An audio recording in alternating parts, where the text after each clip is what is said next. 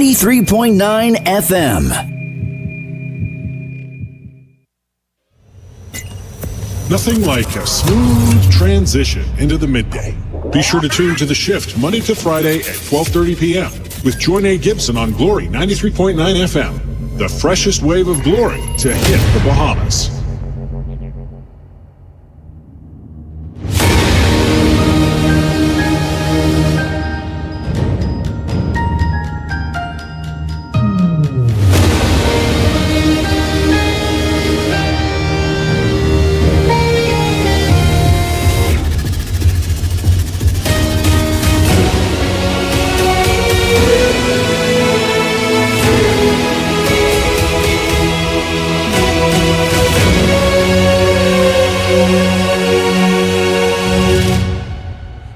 It's an amazing day here at Glory 93.9 FM. It's 12:30, so you know exactly what that means. You are tuned in and, of course, always locked and loaded on The Shift with yours truly. I'm so excited to be in your company today. Man, listen, every time I feel like I have my camera right off air, when we come on air, it's just something that stresses me out. Mr. Producer, do I look all right to you?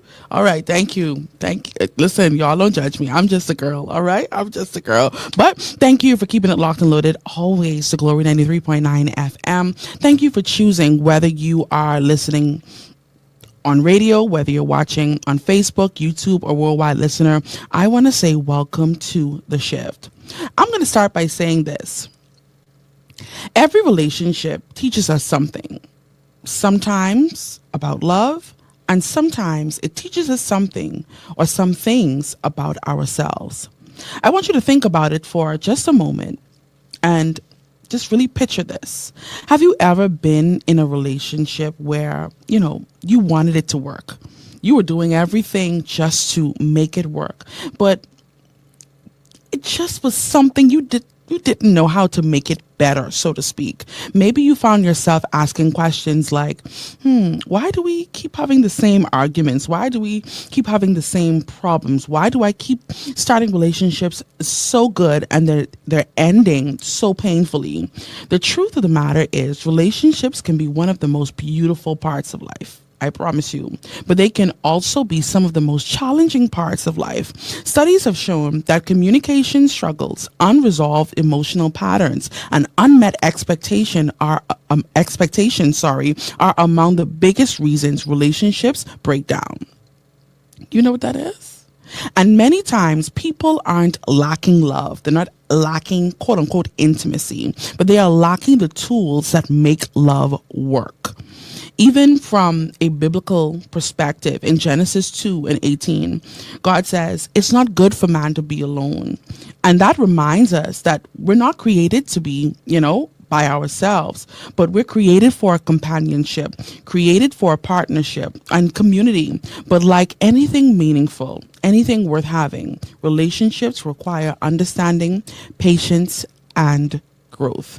So whether you are dating, married, divorced, healing from a breakup, or just trying to understand yourself better, conversations like today matter, I promise you, because we want to understand how we can navigate these relationships. I have a quote here that says, have enough courage to trust love one more time and always one more time. Now, if you are in today's society, we don't believe one more time. Well, but this quote says, have courage enough to trust love one more time and always one more time. Shifters, it's time to lock in. Whether you are and I see y'all already texting me. Whether you're in your car, whether you're watching on Facebook, rewatching this broadcast. Hey, Nashonda. Hey, Daniel. Glad to see you. Shifters will lock in. Oh, Lord Jesus, anonymous text already get me. All right. So please be sure to like and share the show. Type in the comment section. Tag someone in the comment section every day, Monday through Friday. We are locked and loaded on your favorite station with your favorite person. Don't forget, you can subscribe to my YouTube channel. That is at Joinae Gibson on all platforms. And of course, Glory 93.9 FM. Now, I need you to jump into the comment section with the nice shifters to let me know that you are here with me. And of course, every day I do this. I have to thank the shifters community. Every day, you guys are locked in with me, from the texting, from the calling, before show, during show, after show, when you see me anywhere. I am so grateful for your unwavering, undying support. And I promise you, the shifters would be nothing without you. And I am eternally grateful for your support. So with that being said, let's move right into today's show. Right now, our guest today, for those who are tuned in on my social media platforms, you would know that our guest today is Harrison Thompson, a passionate therapist and relationship consultant who specializes in helping people navigate the complexities of relationship. Fancy. You got to see him. Born and raised right here in the Bahamas, Harrison is a cognitive behavioral therapist who has been counseling singles and couples for over a decade. So, we're dealing with a veteran, so to speak, right? He is widely recognized for his viral videos on relationships, dating, and personal growth, which earned him the Bahamian Icon Award as the People's Choice Icon of the Year. Y'all need to see the eyebrows going up like, yes, this is accurate, right? When he's not helping others to strengthen their relationship, he enjoys traveling, vlogging, and celebrating life with his family. Man, listen, shifters, I am so pleased to welcome to the shift, Harrison Thompson. I gotta get all my sounds correct. Good afternoon, Mr. Thompson, and how are you? I am good, man. Any day that I got life, any day that I got breath in my body is an opportunity that I could be thankful, I could be grateful, and I can continue in on the service. Well, I love that. And I'm so happy to have you join me today on the shift. And I know I had, quite a lengthy introduction, right? But I want you to tell our listening audience a little bit about yourself. We want to know everything, as much as you can share with our listening audience. Who is Harrison Thompson? At about 90% of the time when I'm not doing therapy, I am enjoying food, man. I love food. I love working out. I'm a science nerd. A lot of people don't know that. If you left it up to me, I would still buy textbooks to this day. Read through the units and do the questions in the back. I don't know. It's just something about it. My favorite movie of all time is Interstellar. I've always felt in awe whenever I look up into the sky. And the more I look up into the sky, the more it humbles me to recognize what kind of creator we have. Wow. What kind of creation we are. So, I tap into that. That's what feeds me outside of therapy. Wow, I love that. That's interesting. Yeah. You need to add that to your bio. I think you so. You need to tell. You need to tell that needs to be noised abroad.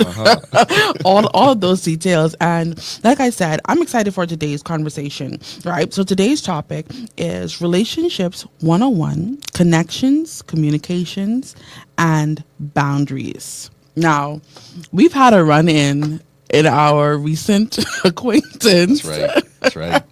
About this word, boundaries. And we're going to get into that in a few. But I want to start by asking, a lot of people find themselves in unhealthy relationships and they stay. Why do you think people stay? And how can someone recognize when it's time to break free from that cycle in that relationship? Yeah, I think it's always easy for outsiders to look at a person's relational situation and give disconnected commentary. If it was me in that situation, child, I wasn't putting up with that. And it's always commentary by outsiders. Why? Because you're not in that relationship. You don't have time invested in that relationship. You don't have experiences with that person. Nobody gets into a relationship thinking about how it will end. So when you actually come to that crossroads and you have to decide, that's a multi-layered decision. It's time invested. It's what I thought this would be. It was the potential of the situation, but it's also the reality of how a person has changed. It's also the reality of what is this doing to my mental and emotional health. Is this helping me in my walk? Is this hindering me in my walk? And it's not always easy for people to isolate themselves from society enough to understand what I need to be doing in a given situation. And so I've learned to give grace to people. It's easy to just look at a person's situation and say, what would I do if that was me? But you got to understand it isn't you. It's a whole other person with a Right. whole other set of experiences, with a whole other set of, family brought up. See, and it's like, it's never a simple thing to just tell a person to leave. I think what we need to focus on, though, if we are at that crossroads, is this relationship helping me to be the person that I need to be, or is it hindering me? And if people are honest, relationships many times become a kind of burden because we don't know how to set the right kind of boundaries. We don't know how to be honest without fear of hurting people's feelings. And we're always considering what is the outcome more than what we're considering as our experience. And when you consider outcomes more than your experiences, you end up suffering in silence and calling it patience. And so you have to make sure that as an individual in a relationship that you tap in with yourself, that you do inventory with yourself to make sure that at any given time, if you had to be asked a question, do you have peace? Are you happy right now? Are you feeling good about where you're heading and what's going on? You should be able to answer that with confidence. Wow, you said something, and I had to write that down. Considering the outcome more than the experience, what role does our upbringing even play in that decision making? Whether we're accustomed to think about the outcome rather than how we are feeling or what we're experiencing in that moment. I think a lot of Bahamian people have grown up in a culture where we were taught what we had to be before we were ever given permission to consider ourselves. From you wake up in the morning, there's an agenda waiting on you. Before you even had the time to sit down with yourself, there's already things that you have to do. Speaking as a pastor's kid of a pastor's kid, there's this religious sometimes obligation to doing what you're supposed to do before you ever tap in with yourself, right? And sometimes we get so good at serving people on their needs, we forget to put eyes on our needs too. And I feel like that becomes a conundrum for people in relationships because we're so good at serving the need of others, but we're not so equipped to serve the need within ourselves. And certain needs that we often neglect is that we need to express things. We need to communicate things. We have a right to be upset about things that happen to us. We have a right to be concerned about unfairness. And you're not a complainer just because you're bringing that up. You are being honest with your experience. And if anybody ever makes you feel like you don't have permission to be honest about your experience, you have to reevaluate what that relationship is for you. How does one really get out of that sort of mentality? Because we wake up, we have this agenda, Right. and if you go against this agenda, all hell breaks loose, right? But how does one break free from that sort of routine or practice? If I could, in a perfect world, where we all get what we need as children from our parents. Parents are supposed to love us as we are. They give value to who we are as enough, as worthy. And so if we grow up with that ample love and affection, it empowers us to walk away from anything that doesn't reflect that we are worthy. It allows us to walk away from things that's asking us to become things that we're not, without fear of what we'll be missing out on. But this isn't a perfect world. We don't all grow up with the things that we need, and so many times we are afraid of what's going to happen when I leave. Are you still going to see me as a good person? Are you still going to think about me in the right way? And these are tangible concerns for people who don't truly know themselves. And so the single best insurance policy for making sure that you understand seasons come and go is knowledge of self. Getting into a relationship when you don't have adequate knowledge of yourself means that you might be driven to do things because of your circumstances and surroundings Wow. instead of being driven because of your knowledge of who you are and who you are not. Wow, you said a lot, but one thing I really want to hone in on is that fear of being alone, that fear of being judged. How dangerous, if I could describe it that way, is fear in relationships and from all aspects. I'm thinking friendship, I'm thinking marriage, I'm thinking, even in the community. How much does fear play a role in people remaining in circumstances or relationships that are not good for them? Yeah, I think it's a very human thing to want to fit in. And you look at the degrees in which people will do things and say things and become things just to be a part. of the community, right? From little boys who want to be a part of a community and get exploited by gangs in their particular Wow. environments, to people who are longing for love and being exploited by a boyfriend or a girlfriend, having to qualify for things based on what you do for me, how you make me feel. Human beings have demonstrated that for the sake of fitting in, for the sake of being a part of a community, I am willing to do what is necessary to join. Whether it's a Greek lettered organization and having to go through a process, or it's trying out for a football team and seeing if your name makes the list, submitting your request to be a part of the praise team. It's like we want to fit in, we want to be a part of things, and so we can't ever minimize that human drive to want to be a part of things. It's a reflection of how we are created as social creatures. And anybody who tries to convince themselves that they don't need people, they don't need community, you're kind of lying to yourself, man, you know? So it's a very real fear. And when we get pushed away from that, you feel the friction of no longer having connection. We call it ostracizing. We call it being left out. It feels terrible when you're the person who's not invited, when you're the person left out of the WhatsApp group chat, when everybody else got asked a question, but they assumed, oh, well, you never come, so we ain't gonna ask you anyway. Wow. Those micro rejections, that hurts. And we would do a lot of stuff to avoid that. You're saying so much, right? But I want to piggyback. We talked about the fear of being alone, and we talked about how, childhood experiences, or how if we were in a perfect quote unquote world. I want to pivot a bit. And what advice would you give to parents to foster environments for their children to discover themselves, or to be okay with, not wanting or not having to be a part, quote unquote, or just being accepted, or even just going on what they believe or what they feel deep within? What advice would you give to parents in that regard?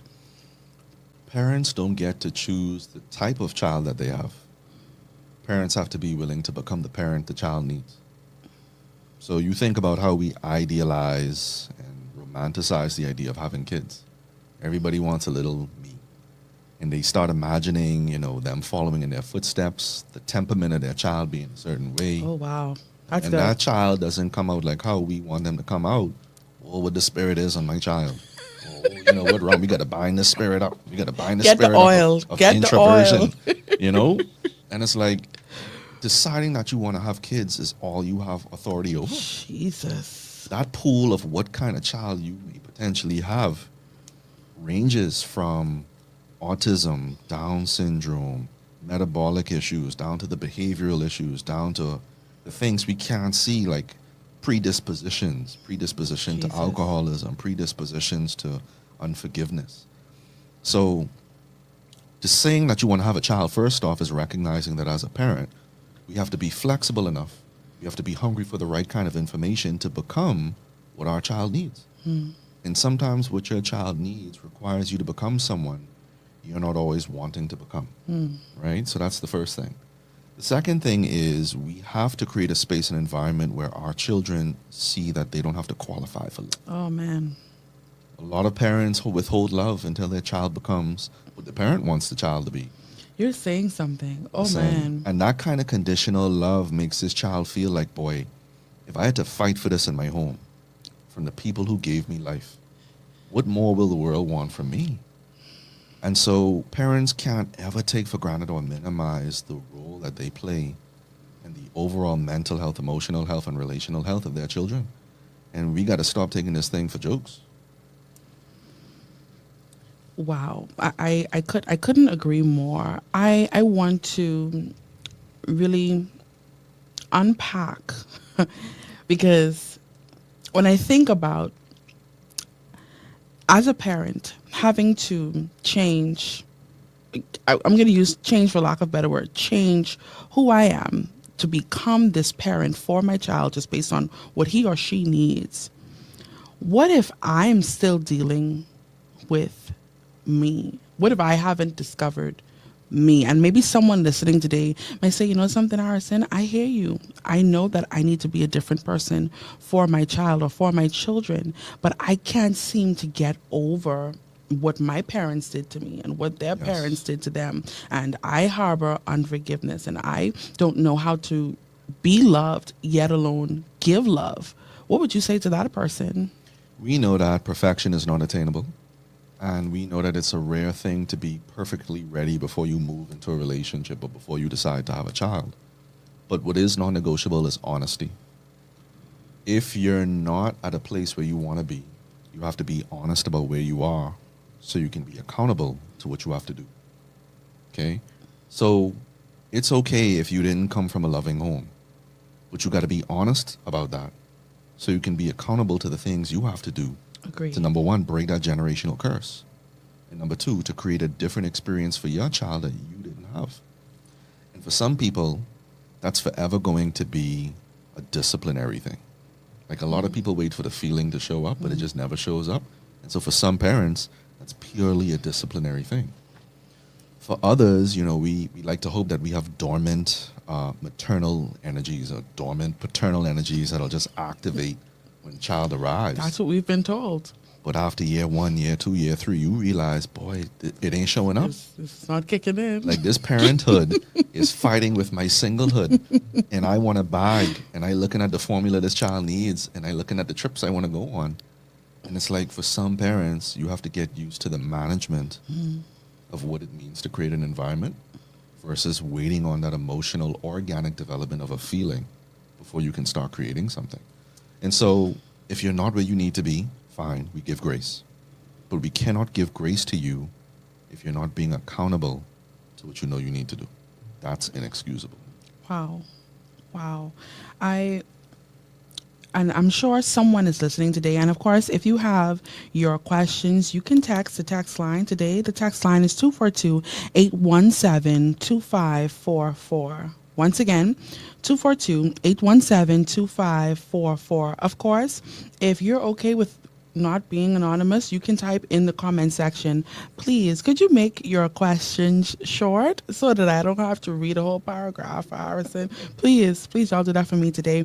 And of course, thank you for all those tuned in via Glory 93.9 FM. I have the one and only Harrison Thompson, relationship specialist, in studio with me, and we're just going to unpack. And if you are tuning in on Facebook or on YouTube, you would see today's topic: connections, communication, and boundaries. And we're going to go right into communication.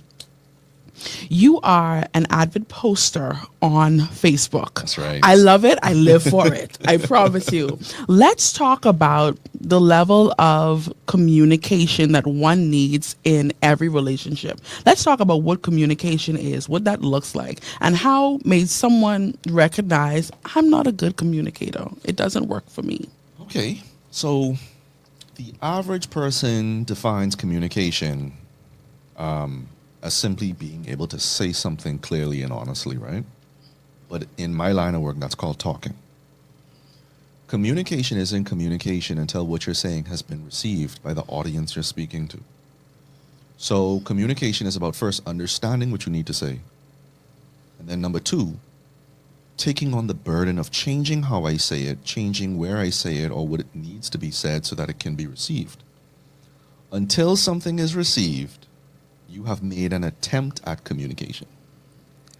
Communication is not something that you achieve just because you said something or just because you were clear about something. That just simply means you were heard. But understanding, that has to be something you choose to be inconvenienced by if you want to get your message across. Now, a lot of us don't care about that. A lot of us are just outside making statements. We lost half of our audience just now. Listen, I felt it. I felt the shift. Right? And it's like, yeah, you think about a teacher in a classroom. You're right. The teacher is the one that possesses the knowledge. It's the students that are supposed to be looking for that knowledge. A teacher teaches it one way, but what happens when every student doesn't understand? It is the teacher's duty and burden to remix that lesson, to reframe that lesson in a way that the students can grasp it. And only once the students grasp it can we now say that we have successfully achieved communication. So it's a work. it's work to communicate, right? It's work and energy, and a lot of people don't have that energy, which is why we get very combative when we speak. It's why we become condescending when we speak, because we just don't want to put in the work to make sure that people understand. You know? You're absolutely right. And I'm really just picturing that classroom. If I have a classroom of, let's say, 20, 25 students, Yeah.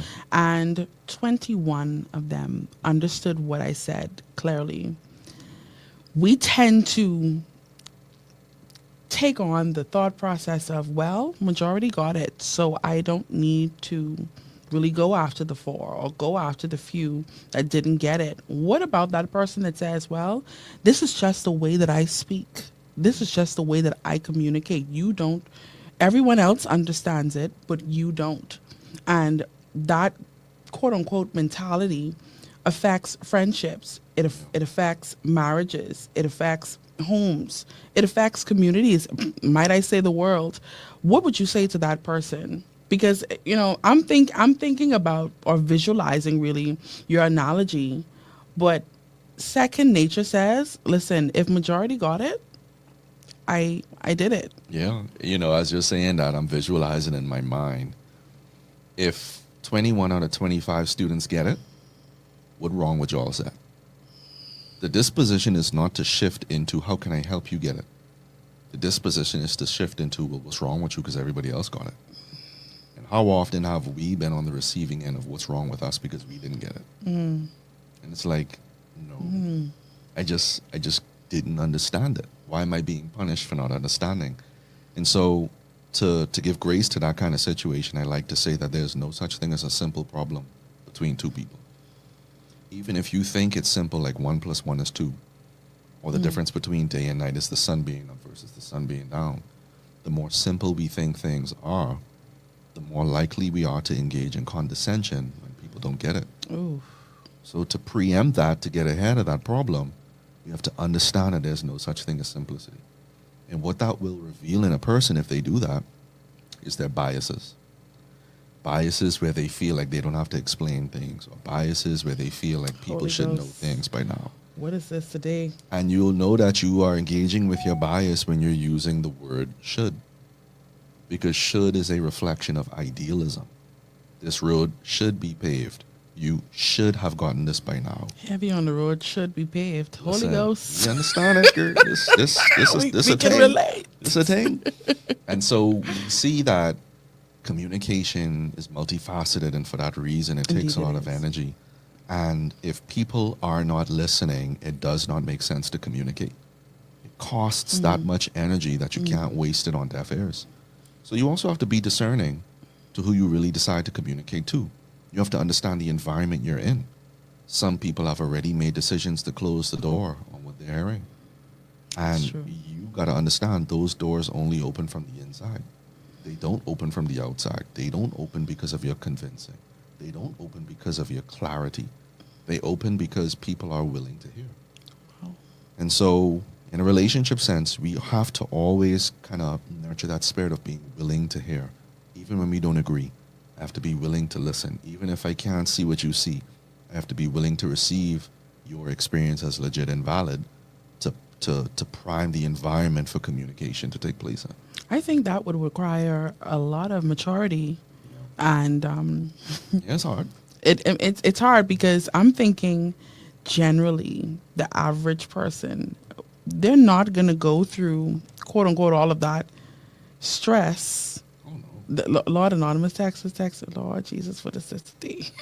they love it, but the average is we're not going through all of that. Yeah. It sounds tedious, especially if we look at the breakdown in friendships, the breakdown in marriages, the breakdown in church. It all boils down to communication. And when we lack that maturity, when we lack that discernment, when we lack that grace, when we lack those attributes, it costs something. Yeah. Okay, we're going somewhere with this. Let's talk boundaries, right? Get it? Right? Now, why are boundaries? If y'all know the story with me and boundaries with Mr. Thompson, y'all would understand exactly why I'm smiling for this because we went in the other day on this same topic, boundaries. So let's talk boundaries. Yes. Why are boundaries so important in relationships, and how can someone set them without feeling guilty? Yes. Boundaries are so important for no other reason than because we are different. If we were all born of the same mentality, with the same predispositions, the same outlooks on life, we wouldn't need boundaries because everybody thinks the same, everybody feels the same. So, to make sure that relationships honor our differences, we have to have boundaries and understanding that we have different capacities, that we have different viewpoints of the world, that we have different tolerances for things, that we have different strengths. And it's not those differences that's the problem. It's when we don't know how to accept differences as okay as that's the problem. And the only way we can communicate to someone who is different than us that it's okay for me to be me is with a boundary. And what we will see that when we respect boundaries, we can both have a safe space where we can be different but be together. Where we don't have to be alike to be for the same cause. And it's a beautiful thing when we can understand it. Mr. Thompson, please piggyback. Say that again. We don't have to be alike. To be together. Could you unpack that just a little further for our listening audience? Yeah, God and His infinite wisdom and intelligence has given us all unique expressions of His glory. And we don't want to Lord, ever think... we need the ushers. Ushers, please. Lord, what is you preaching? That's literally 8 billion different expressions of the same beautiful God. So we don't ever want to condemn differences as a problem, and we were all beautifully and fearfully made. But we have to understand that we have a human tendency to reject things that don't look like me, that don't sound like me, that don't work in the way that I work. And sometimes that's a learned behavior, generationally, where we love to reject things that don't look like what I'm used to. And we love to condemn things that don't sound like what I'm used to it sounding like. But boundaries are about holding equal space for differences to be seen, heard, and understood with intention. Not just tolerated, but with intention. So that we can see that we are all valuable here, even when we don't agree. And you need that if you want to get along with someone who's different than you. Okay, I'm man and my wife is woman. And as long as I am man and she is woman, we will see things differently. We have different feelings. She's predisposed to certain things. I'm predisposed to certain things. I don't want to ever think that because she doesn't think the way that I think, that somehow she's wrong. And so we need boundaries to ensure that we can both be protected in this space while being for the same goal. Wow. I have an anonymous texter here who says, Joinae, today's conversation is so needed. I have a question. I am struggling with communication with my spouse simply because, and I guess I can say the gender, that's okay, right? Simply because he is different than I am. Every time I have an opinion, every time I have a thought that I want to share, there is always tension or some kind of breakdown. Mind you, I know he loves me and I love him, but anytime it comes to explaining something or voicing something is when things go left. How do I navigate this? Yeah, so it's a common thing that happens between men and women. We cannot ignore the fact that we exist in a patriarchal society. Patriarchal meaning that a lot of the systems we live in were created by men, which means a lot of those systems have biases for male-centered love or male-centered affection or male-centered things. We know now that that is not always good, but that doesn't mean that everybody's going to be willing to reframe that structure, right? And for a lot of men, they're not used to hearing feedback. They're not used to hearing criticisms. Because I watch my granddaddy, he speak and that's law. I watch my Grammy, she listen. I watch my father, I watch my mother. That's right. But this ain't our generation. And we don't want to be so fickle that we can't receive feedback and criticisms on what it is we think is right. And if we don't learn that discomfort isn't negative, we will always make the uncomfortable feeling of having those kind of conversations out to be negativity when it's not. And my word out there to men is you don't want to ever disenfranchise your woman. simply because you don't know how to hold space for uncomfortable conversation. You'll find that most men don't know how to see beyond that, Right. and they'll start to create labels like, "Oh, this woman doing too much. She's too emotional," and it's like she's not. She's a woman, and as a man who's taking that woman on as her head, or is that man who's taking that woman on under her leadership so that he can be a head, it is your duty to make sure that those under your care have an environment and a space to flourish. And once we can get over biases, once we can get over those predispositions that things are fixed and they should be a certain way, we can start becoming more inconvenienced by what people need to be more aligned on the same things. And I've observed whenever I give my wife the space to have her feelings without judgment, when I show her that I will always take seriously whatever she says, whether I understand it or not, she always leans into my direction. She always clings to my logic because I've given her what it is she needs to be okay. She now gives me what it is I need to be okay. So Wow. that sounds like it could be a pattern of history, where that couple in particular has had a history of how they've interacted with problems and how they solve problems. Sometimes it can be a hard thing to change all of that, but if there's love there, if there's consideration for each other there, that's not a permanent problem. That should end that relationship. You said something when you gave the analogy with your wife, how she automatically leans in that direction when you give that space. I love that because it sort of feels like this is just me thinking out loud. It sort of feels like a manipulation tactic in a way. Like Yeah. I let you do what you want to do, but if you were different, if you were to say, well, this is what I believe in, this is what you should do, she would automatically go in the opposite direction. So I think it's maybe not manipulation. I'm going to say strategy. Yeah, it is strategy. Wisdom. It is strategy. Wisdom, right? But certain tactics we know to do with our spouses. And I want to even take it into relationships, friendships, that is. How do, whether we like to address it or not, especially with female friendships, they get messy. They get very dirty, and the respect, the boundaries, the privacy, it's, especially in this generation, it's gone. What would you say to someone who is trying to build healthy friendships in their lives? Like, they want that person to be there with them. They want to be there for that person. But for some strange reason, this same thing keeps reoccurring.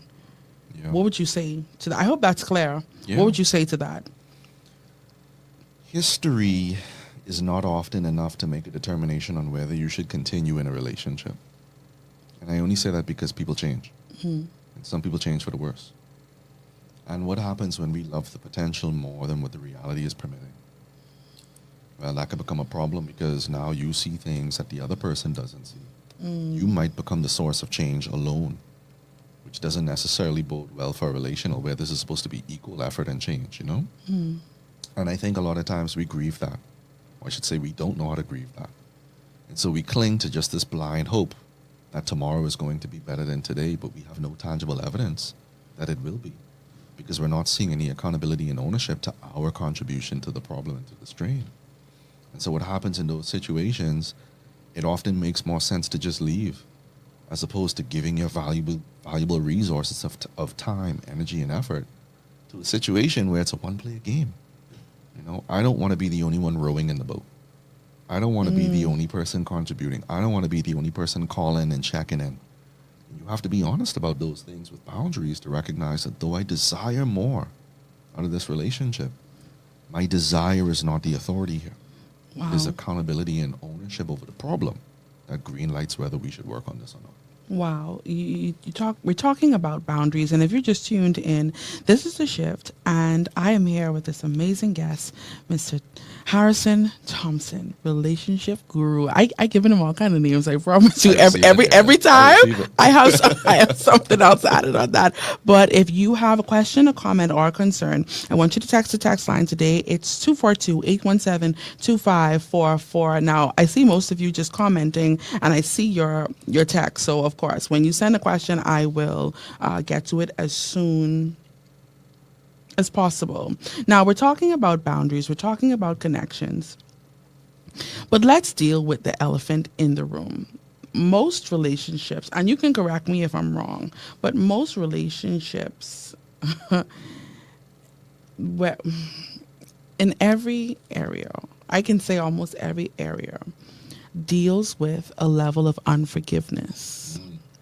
Right? Yeah. And I stand to be corrected, but just based on, my limited observation, right? Most persons, or okay, maybe a little less than most persons, especially, okay, I'll tell you why, especially in the church, deal with unforgiveness in relationships.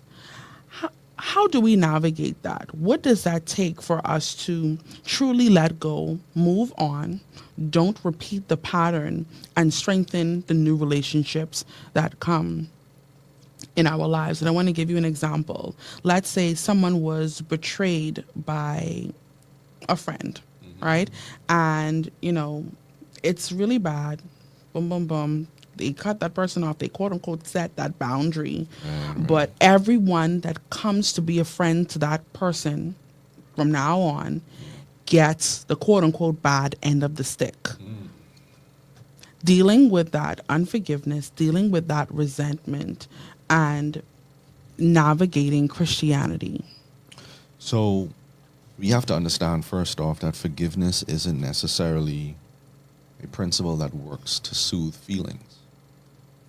Forgiveness is a principle that is designed to preserve our soul. Now, if you make forgiveness about feelings, you'll never forgive.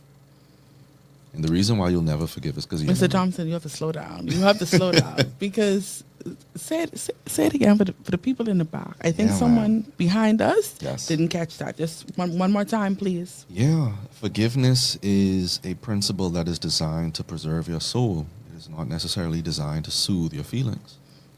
And when you make forgiveness something that is supposed to soothe your feelings, you'll never want to forgive.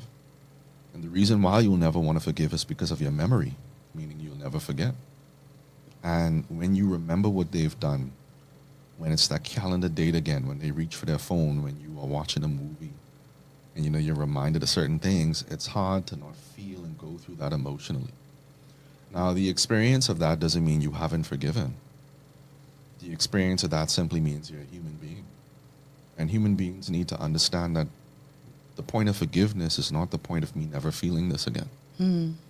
The point of forgiveness is just my shift now in terms of how I choose to respond to what I cannot change. Now, here comes the possibility of reconciliation. Forgiveness doesn't immediately mean that I want to get back into relationship. Forgiveness doesn't mean a readiness to be back in the presence of the person who had hurt me. And a lot of times we conflate the two. We think that because I have forgiven, that means I'm ready to be lovey-dovey now. That means we're ready to be boys again or girls again, and that's not true. Reconciliation is the willingness to take a risk and seeing if there's something here that we can rebuild. That's going out again. That's investing again. That's seeing what could happen again. And not everybody is able to get to reconciliation. For some people, it's one and done. I have forgiven you, but in forgiving you, that doesn't mean that I want a relationship with you. And we have to understand that some people are wired in such a way where because of what they have endured, because of what they have experienced, there's no way they can go back to that situation and be the same again. Wow. And we got to learn to honor and respect that. This is why we have to take seriously what we have. We love to look at just these moments where I want to cheat, I want to get my need met. And we're not seeing it in the full scheme of what this could possibly mean for the bigger picture. And because we're so isolated from the bigger picture, many times we feel inclined to want to do things because all I'm seeing is my feelings and my experience. But it's a lot of recovery work to first forgive and then to reconcile. And a lot of people don't have the capacity to really see that through. We really diminish what it takes to forgive, to reconcile, and then to take a risk in choosing to believe that we can grow from that. So that's one of those things, Joinae. Oh, man. It's tough. It is tough. And, even listening to you break that down, there's so many hidden parts in there because there is that, and this is my thought process. Well, I forgive. I am not willing to go there with you again. Right. but it creates the image that I haven't forgiven. Yeah, always. It's always the people who think that if you have forgiven, you should look a certain way. You should Open be open arms. arms, right? Open Like, arms. you think about, we talked about roads earlier needing to be paved, right? You got certain popular holes and ditches that we know because we drive that route enough.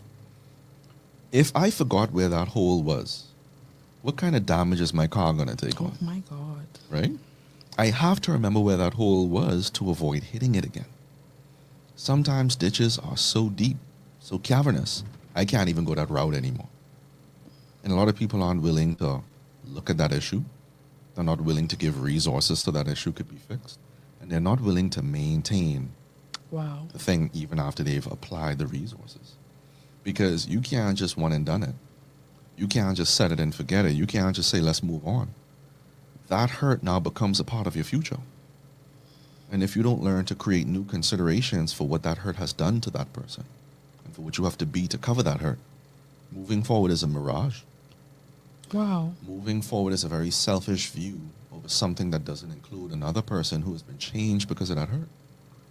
And a lot of us are not willing to give, not a lot of people, not a lot of people are willing to grieve the old relationship in face of the new one. Wow. Because the new relationship requires new things. I don't get to just go anymore without communication. I don't get to just reach for my phone anymore without that person wondering. And a lot of us aren't sensitive to what that is. So again, we dismiss it. We put that on the victim. See, you freaking out. You need to relax. You look like you interested in being hurt all the time. I'm trying to move on, and it's like, You're dealing with trauma. yeah, They don't- already name you. Wow. if you have hurt someone, do not be haughty in making this all about the victim. That victim lived that. And in living that, that has changed them. That has changed them emotionally, how they feel. It's changed them mentally, how they think. It's even changed them physically and what they go through in their body. And if you're not willing to see that full experience, you may no longer be a safe space for that person to take risk in love anymore. Wow. Do you think it's possible? Because, and I say this every time you're done, but you're saying so much, and I know we don't have enough time to unpack everything. But do you think it's possible to be hurt in an environment and healed in that same environment? Is that real? Hurt, yes. Harmed, not always the case. Help me with the difference. Yes. Hurt is just not getting our way. Okay. Hurt is when we don't get our preferences met. So I could go to buy some food and I'm anticipating that food and they tell me they ran out, I get hurt. My wife may tell me something that hurts my feelings. Harrison, your breath smell bad. That hurts. That don't mean I'm leaving my wife. Okay. Okay? I cooked a dish out of love in my heart and she tells me, baby, this ain't it. I got hurt. That doesn't mean I'm leaving my wife though. Harm is different. Harm is a violation. Harm is when we disrupt a person's ability to feel totally safe. Harm is when we disrupt a person's ability to connect with the love we say we have. So this includes verbal abuse, physical abuse, sexual abuse, gaslighting, manipulation, dealing with narcissism. All of these kind of things, these have the power to literally shift a person's disposition. And it is near impossible to go back to the very same place where I was harmed, and to thrive. Okay? And so we got to be very careful about gaslighting people and guilting people into going back into those same spaces where the trauma occurred. Because all that's going to do is cause that person to become a worse version of themselves because of, number one, what they have to perform on. I have to pretend like I'm good when I'm not, because I'm not going to get support for my truth. Number two, I'm going to be punished if I stand in my truth as being the one with the problem because I don't know how to relax and let it go. When truth be told, no one is choosing to see my trauma for what it was and for what it did to me and as to why I cannot be in the same space. So I understand that person who can't come to the family dinners anymore. I understand that person who had to leave the job. I understand that person who has had to maybe adjust their lives in a way they never had intended to because trauma took place. And we got to be so cautious about pushing people back into those environments where trauma occurred because that's never going to result in anything good for that person coming out of that. So We can heal where we were hurt, but it is impossible to heal where we were harmed.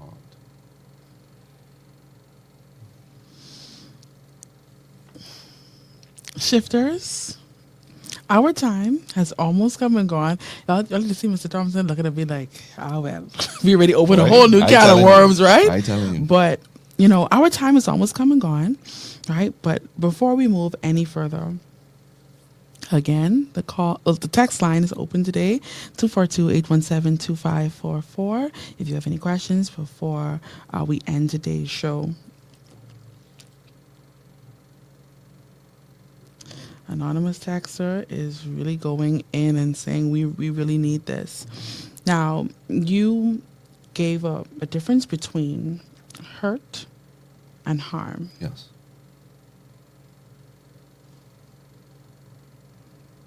If the abuser is calling harm hurt, Yes.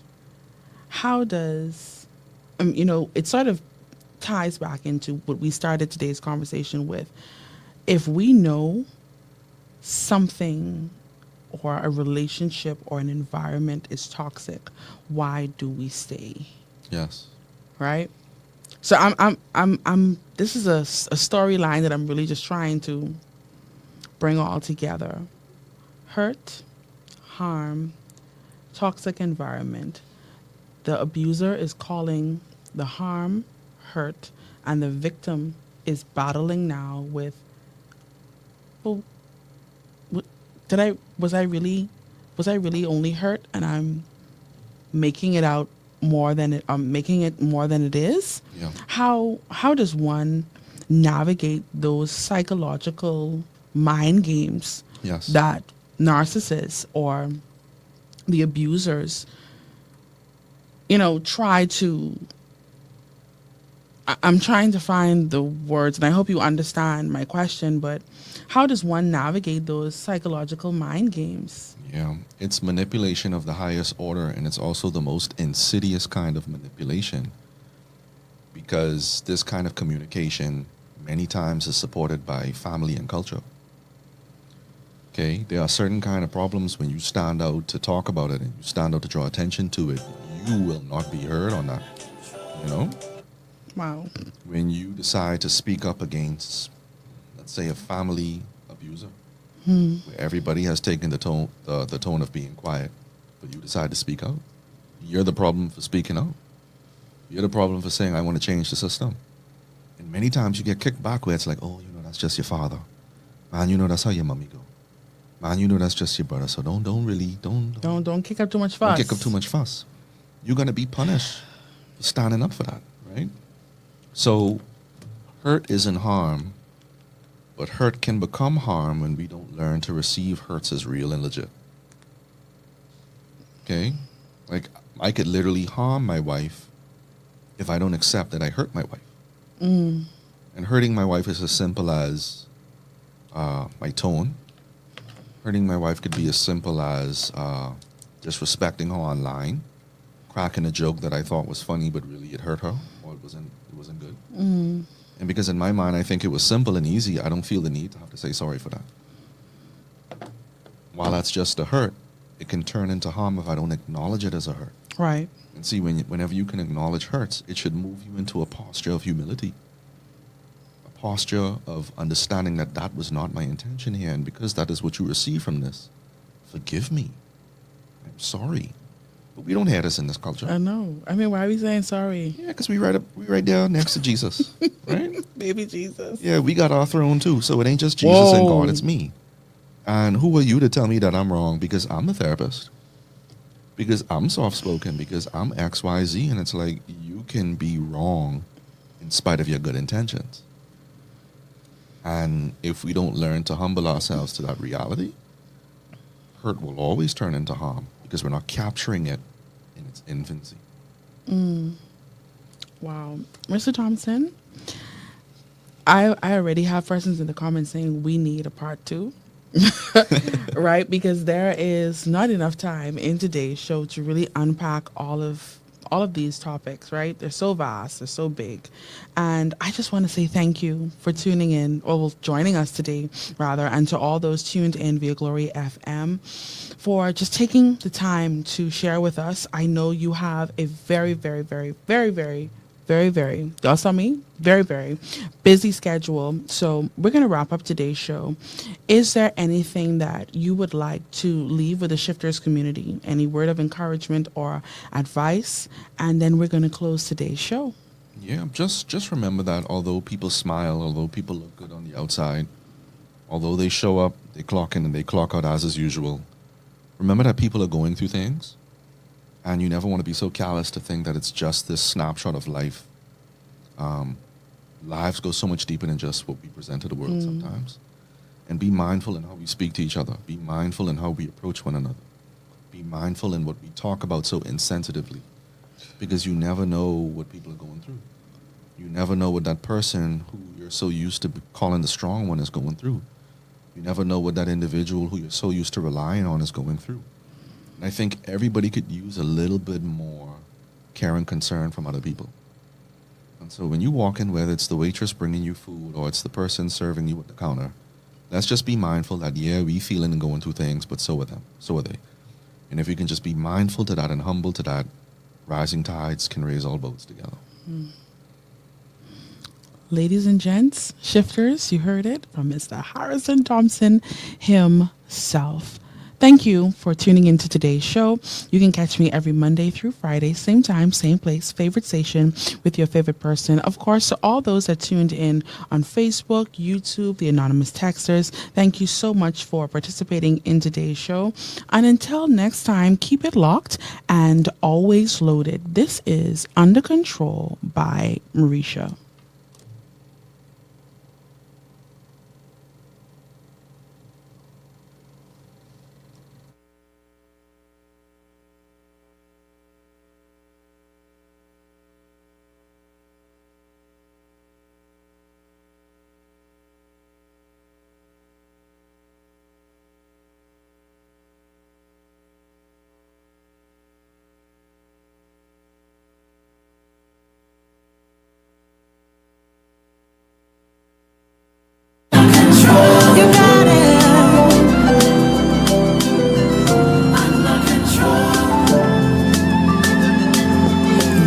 David dance, I will dance before you, Lord.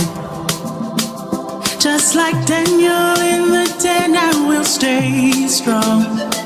So when trials and tribulations come, that's the time I will sing to you this song. Nothing to worry